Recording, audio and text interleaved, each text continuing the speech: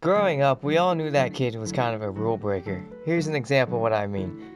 They would see the "Don't walk on the grass" sign and obey it as long as someone was looking. But the second they knew no one was looking, they'd be on the grass. Like they'd go from being a law-abiding citizen one moment and then not being a law-abiding citizen the next. Like they literally just saw the sign and they would just completely ignore it. This behavior was exactly like the people of Israel before they had a king, and it kept them in a never-ending cycle of brokenness throughout the entire book of Judges. They started out in God's design of perfection and peace. However, their sin led them away from God's design into brokenness. So, God raised a people called judges to bring them back into God's design. These people were ordinary people who God used to save his people from whatever danger oppressed or threatened them.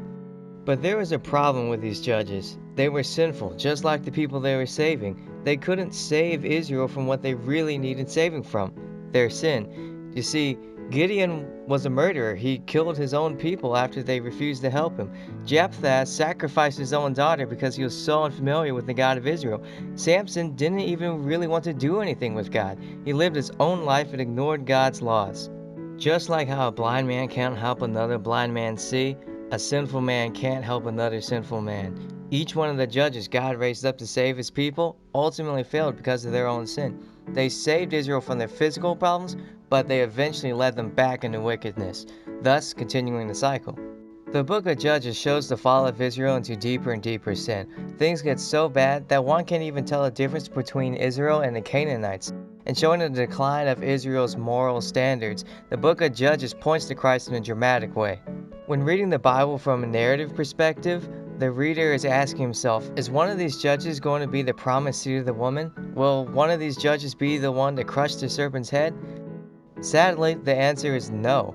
None of the judges meet the qualifications needed to be the seed of the woman. They are seeds of the serpent and leave the reader wondering, who will it be? Although the judges saved the people of Israel from a few problems, they couldn't save them from the root of their problem, their sin. Because they were sinful themselves, they were not just judges. Jesus was the only judge that could truly save people. Where the other judges failed with fleshly desires, Jesus didn't. He was the only one who could ever meet the qualifications needed to be the seed of the woman. He was sinless. Because he was without sin, he was capable of saving people from their sin. Jesus was the ultimate judge, a just judge.